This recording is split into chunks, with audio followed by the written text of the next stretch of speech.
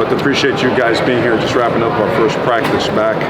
Practice 4, went in spiders today, so we could use that padded practice later on and get them in the flow. But you know what? They came out and they competed, did a good job. And the goal for today was really playing harder, chasing the football, both sides of the ball security and ball disruption, getting back to mixed down football, and saving more of the situational stuff for as we get further along in the week. But a really productive day.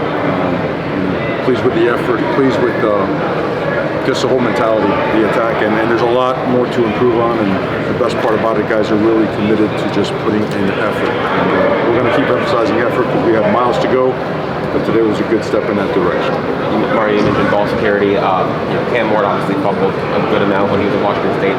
How much have you guys worked with him on that? I know Shane talked about it a little bit last week, but how much have you guys worked with him on that? Well, a lot, and you got to keep working it because it's got to become second nature. Playing with great effort's got to become second nature. Ball security's got to become second nature. Straining to finish plays, straining to get off of press coverage, straining to get to the quarterback, right? When those guys scramble, has to become second nature, and it's no different for the quarterback in ball security. So, and some of the, he's very analytical. He's very hard on himself. And Shannon Dawson is very tough on those quarterbacks also. So the combination of some of the read option plays that require ball handling and making a decision, as well as the pockets getting a little bit muddy and working ball security and at the same time elusiveness in those situations has been a big point of emphasis, and we're getting better. And then we saw Robbie Washington working with the corners today. Is that like a temporary thing just for depth purposes? Is that a more permanent move? Something to be working at more often? Like what's the plan with that? Robbie's had a really good spring at wide receiver, and for us, this is a really good time to take certain guys and experiment and see if there's maybe opportunities for them. Maybe we can use your skill set to help the team in a certain way. And he's a guy he's a team guy first. So it's something that we'll experiment throughout the course of spring football. He's just really good. He's a natural athlete. He does a lot of things. And anytime we can buy a guy reps, you saw guys at different positions, at tight end, at running back, at defensive ends.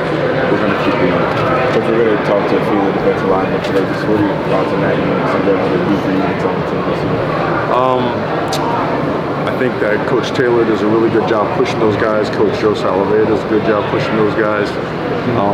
Coach Strada is working as a senior analyst, does a really good job in terms of just preparing these guys for good preparation, preparing these guys for good technical, fundamental work, and creating a mentality. And we're going to demand a lot of our defensive line. We've got to create an edge on the football team, and the edge starts up front.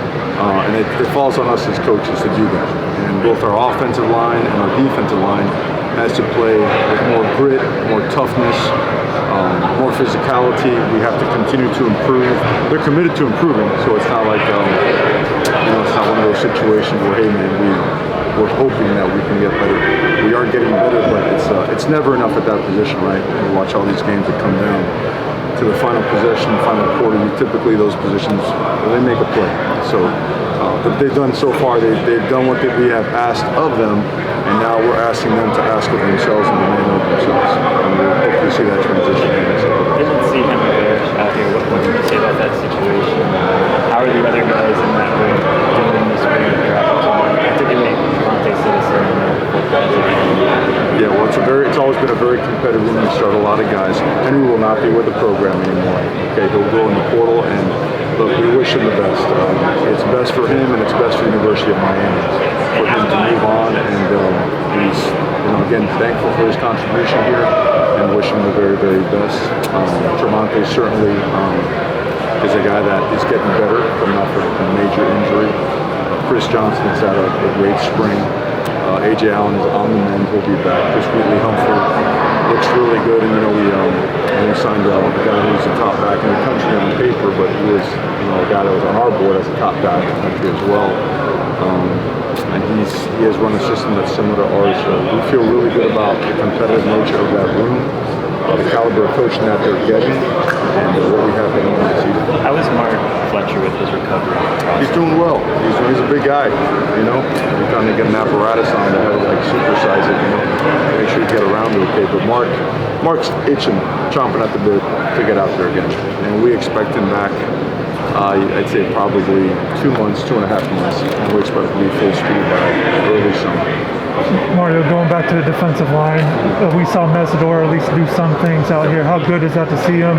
And if you could just speak on his impact when he is fully healthy, what do he bring to the team? Well, he's one of the higher level players, not only in our conference but in the country. I think when you combine guys like that and Ruben Bain, I mean, we were so productive when those guys were in there together, along with Nigel Lee Kelly. We had Elijah Alston as an upperclassman, and now these young guys are running behind them. When you have a healthy Mesidor and a guy like Ruben on the other side, and Elijah, and like a guy, Jalen Wayne, all these guys are developing, you have, I would say, very impactful and powerful edges. You can set edges, you can rush the passer, you can be very multiple because those guys are thick enough, being 280 and 285, to do some stuff inside and not only on third down, but they are outside players. So it's to have him out there, to see him healthy, doing what he's doing, it's everybody's really excited about that. Mario, how much do you plan on focusing on that position of the transfer portal? Well, in the portal, when that thing opens up again, we'll be focusing on everything. You know, we feel like we've really, over the last 2 years, just enhanced our team, the caliber of player, the caliber of competitor and mentality of the guys that we have brought in. And I think there's going to be opportunity to bring in a good handful of guys and maybe more at different positions. So I think as you assess spring and go a little bit further into it, we'll have a better idea of what we go after. But we're very open-minded and we're going to be very aggressive as to, you know, making sure that our roster, you got to get at some point to 85. I know it's always a question that, you know, thankfully you guys haven't asked, but you always find a way to get there, and you make sure that everyone involved is always given the best opportunity, but you do what's best for the University of Miami. That's the bottom line. We're going to do that. Also, are you planning to have a scrimmage Saturday? We won't scrimmage on Saturday. We will have some live tackling on Saturday, but it won't be a full scrimmage. Our full scrimmage will be the following couple of weeks, okay? But we'll be in full pads on Thursday to start getting acclimated more to tackling. We'll probably have a period. And then on Saturday, we'll have a couple of periods of tackling, but it'll be maybe 30-some odd plays of practice. I don't think I saw Ruben Bain out there. Was there an update there? Yeah, he's good. He's a little bit banged up, so we'll have practice today. And Mario, with Kiko out for spring, Corey Black transferring, KJ going pro, how big deal the linebackers, especially Raul, Malik, so on and so forth, kind of stepped up and taking advantage of that, like that chance to play in spring. They've stepped up like guys that have been preparing this whole time. They have they're students of the game. I think that Wesley has done a great job in terms of leadership. I think Popo has done a really good job, even from the moment he got here, of learning the system and really just sticking by Coach Nicholson at every waking moment. Seeing Chase Smith get healthy is a huge boon for us as well. I think Cam Pruitt's going to be a spectacular player, and he really is. Darius Hayes got banged up. He pulled his hand in soft tissue stuff, so he did some stuff today. He should be back by Thursday or Saturday. Who else am I missing on here? Pulliam's done a nice job. Caleb Spencer is kind of bouncing back and forth. He's playing some of the safety stuff and playing some of the will linebacker stuff as well. And then Bobby Washington, just great skill set, and learning the sand position and doing a lot of special teams work.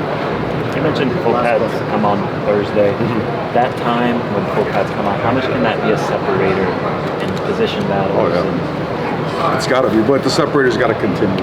We told our players we're not going to ease in the spring. We've got to use spring to gain an edge and create an identity for ourselves, right? And practicing hard and practicing fast and practicing smart will translate into playing hard, smart, and fast. So it's got to become second nature to us. All the things we mentioned earlier have got to become second nature, so they are points of emphasis. And Thursday being in full pads, we're putting them on for a reason, right? We've got to play physical, hard-nosed football, and we'll get some more on Thursday. Thank you, Coach.